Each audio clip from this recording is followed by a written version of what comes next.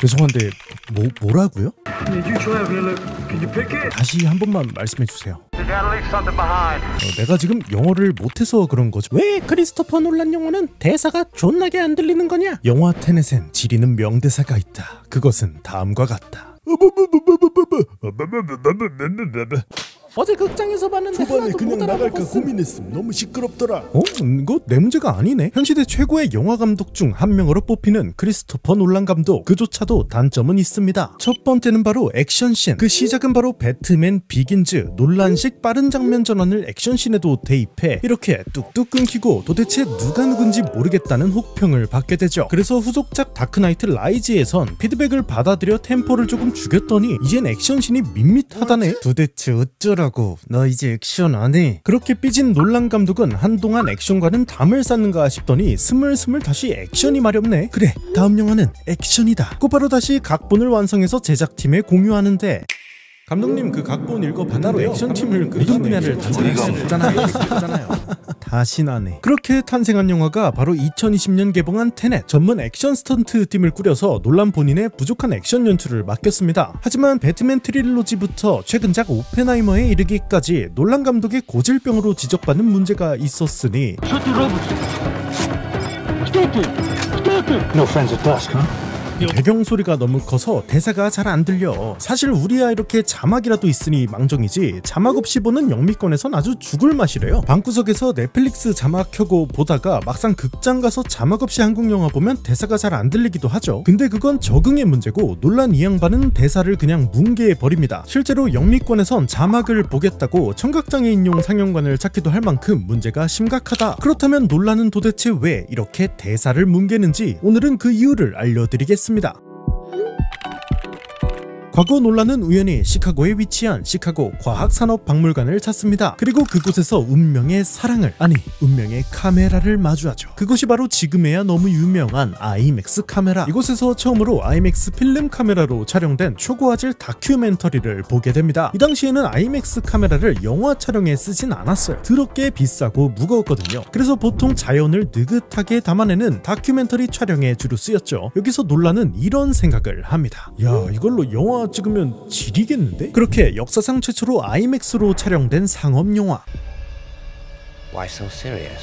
다크나이트가 탄생합니다. 놀란이 아이맥스 카메라를 할리우드에 도입하자 너도 나도 아이맥스로 영화를 찍기 시작합니다. 근데 이때 만들어진 아이맥스 영화들은 사실 100% 아이맥스 영화는 아니에요. 영화를 보다 보면 이렇게 중간중간 화면 비율이 바뀌죠. 이렇게 풀스크린으로 된 부분이 바로 아이맥스로 촬영된 영상입니다. 다크나이트는 총 플레이 타임인 3시간 중 오직 28분만이 아이맥스로 촬영됐습니다. 당시 개봉한 나머지 영화들도 보통 1시간 내외에서만 아이맥스 카메라로 촬영할 수밖에 없었죠. 왜냐하면 더럽게 불편하거든. 이게 영화 촬영에 당시 쓰였던 아이맥스 카메라인데 이 카메라 무게가 무려 113kg예요. 뿐만 아니고 여기 들어가는 필름 있죠. 이 필름이 엄청 많이 씁니다. 뒤에 있는 게 타이어가 아니고 놀랍게도 필름이에요. 인터스텔라의 필름인데 무게가 270kg이죠. 크기가 큰 만큼 가격도 비싸겠죠. 아이맥스 필름은 가격이 일반 비아이맥스 영화 필름의 거의 2배입니다. 그래서 이런 이유들로 영화를 100% 아이맥스로 촬영하긴 힘들었다. 그런데 2015년 아리라는 카메라 회사에서 디지털 아이맥스 카메라를 출시하면서 필름 카메라의 문제를 해결합니다. 일단 그 어마어마한 필름이 안 들어가고요. 카메라가 또 엄청 가볍죠. 물론 화질이나 색감은 좀 떨어지긴 합니다만 이 혁명으로 영화 설리 허드슨강의 기적은 전체 분량의 95%를 아이맥스로 촬영하는 성과를 보여주었죠. 그럼 최초의 100%는 누구냐?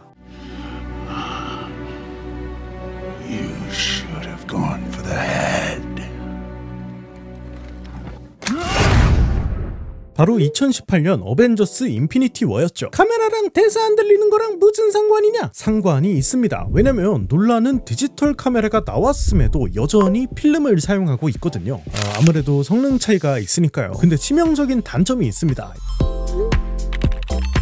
일단 필름에는 소리가 기록이 안 되죠. 따로 CD에 사운드를 녹음합니다. 사실 이러면 더 좋거든요. 왜냐면 디지털 풍화라고 하죠. 영화랑 사운드를 컴퓨터로 씹고 뜯고 맛보고 즐기면 원본 사운드가 조금씩 손상되는데 이렇게 따로 녹음하면 영상만 편집하니까 원본 소리를 지킬 수 있어요. 근데 또 문제가 있죠. 이게 촬영 현장에서 이 샷건 마이크로 동시 녹음을 하니까 배경 소리라든지 주변 소음이 들어갈 수밖에 없겠죠. 게다가 논란이 쓰는 이 필름 카메라는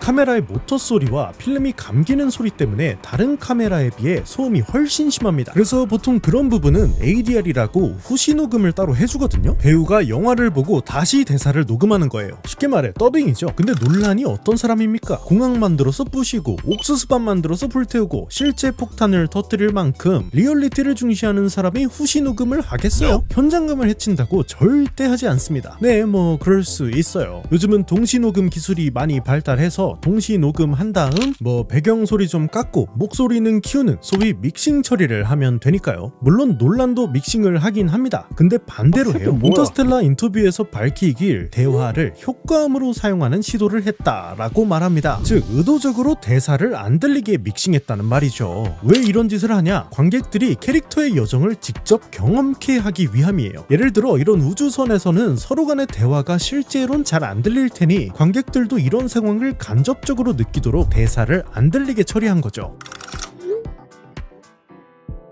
바로 이 대사문계기가 논란 영화의 특징이자 작가주의 성향이라고 볼 수 있는데 이걸 과연 예술성이라고 해야 할지는 의문입니다. 물론 시도와 의도는 좋습니다. 근데 논란은 상업영화 감독입니다. 결국 관객의 니즈를 맞춰줘야 하죠. 가뜩이나 논란은 난해한 각본으로 한 번 봐서 이해가 안 되는 영화가 많잖아요. 그럴 때일수록 도움이 되는 게 바로 캐릭터의 대사인데 그걸 안 들리게 해서 관객들이 불쾌함을 느낀다면 과연 논란을 상업영화 감독이라고 부를 수 있을지가 의문입니다. 오늘 영상은 여기까지고요. 다음엔 더 재밌는 영화 이야기로 돌아오겠습니다. 시청 감사드리고요. 지금까지 8비트였습니다. 감사합니다.